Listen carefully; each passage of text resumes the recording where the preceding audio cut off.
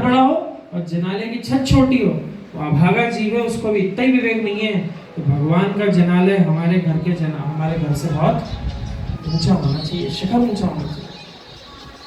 आज मैं एक सत्य घटना आपको बता रहा हूँ। शुद्धि को हम सब गए थे, मार्ग में लोग जा रहे थे, किसान पूछता है, काहे भैया ये भीड़ कितने को जा रही, काहे को जा रही, कहाँ जा रही?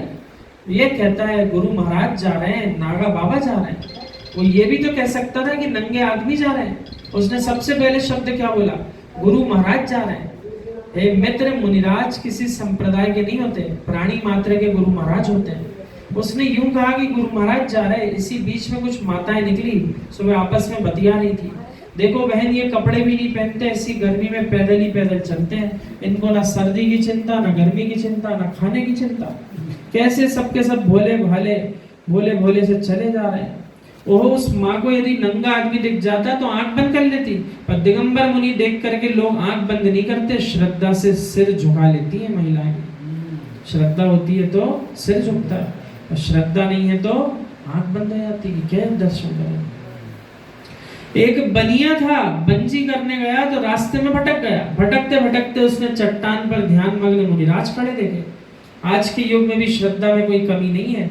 व्यापारी था बंजी वाला, उसको मुनिराज मिल गए, बोला रास्ता तो भटक ही गया। पहले के लोग थे धर्मात्मा, जहाँ समय होता था वहाँ सामायिक करने बैठ जाते थे। उस व्यापारी ने क्या किया? मुनिराज की वंदना की। ओहो, उसने सोचा कि ये कितने त्यागी मुनिराज हैं, कितने तपस्वी मुनिराज हैं, यदि मेरे घर में इनके आहार हो जाए तो कितना अच्छा हो। पहले दिन भटका था, अब भटका नहीं, अब वो वहीं से रोज निकलता था, मुनिराज के दर्शन करता था, माला फेरता था और भावना भाता था। नगर में तो बड़े बड़े लोग हैं, ये आज की घटना नहीं है, ये चतुर्थ काल की घटना है। पहले भी ऐसे ही होता था, जैसे मित्र 10, 50, 100 चौके लग जाएं और मुनिराज पधारे तो गरीबों के मन में कैसी लगती है बताऊं? देखो अपन तो लगा लो भैया, अपने यहाँ तो आना मुश्किल है, वो तो सेठ लोगों के घर ही जाएंगे। क्या सोचते हैं सामान्य जीव? कई तो इसलिए नहीं जाते कि बोले अपने घर तो होना नहीं है, तो अपन इतनी मेहनत तैयारी किस बात के लिए? लेकिन ऐसा नहीं होना चाहिए। वीतरागी श्रवण के लिए सारे जीव एक समान है, जहाँ विधि उनकी मिले वहीं जाकर के पड़गान उनका होना चाहिए। वो श्रावक भी मालूम क्या सोच रहा था, हे भगवान, मासोपवासी 1 महीने के उपवास करने वाले मुनिराज नगर में आएंगे, मेरे यहाँ आहार हो जाए। नियोग देखो, पुण्यात्मा के भाव देखो। समय आया, महाराज जी के 1 महीने के उपवास पूरे हो गए, चर्या को गए और उन्होंने विधि ले ली, एक आदमी जहाँ खड़ा मिलेगा वहां जाऊंगा। पूरे नगर में भीड़ जमा थी, एक अकेला वही गरीब खड़ा हुआ था। महाराज जी वहां से निकले, एक पुरुष की विधि थी, जैसे ही खड़े हुए वो तो उछल पड़ा, नाच पड़ा, गदगद भाव से परिक्रमा लगा करके आंसुओं से उसने पांव पखार लिए। ऐसा दृश्य देख करके सच्चे सम्यक दृष्टियों की आंखों से भी आंसू झलक जाते हैं। तो देखो, भक्त की भक्ति पूरी हो गई, उसको अपनी पूरी गरीबी की थकान समाप्त हो चुकी थी, गरीब होना सफल हो गया। मुनिराज को अंदर ले गया, चौके में प्रवेश किया, उसके मन में भाव आ गया। उसकी जो माँ थी वो साधुओं से नफरत करती थी। देखो पहले के काल में भी ऐसे जीव थे, चौथे काल में ऐसा थोड़ी है कि मात्र पंचम काल में श्रद्धा तोड़ रहा है, चतुर्थ काल में भी ऐसे थे। नीचे उतरो। उसके मन में भाव आया, उसकी माँ जो थी वो साधुओं से नफरत करती थी।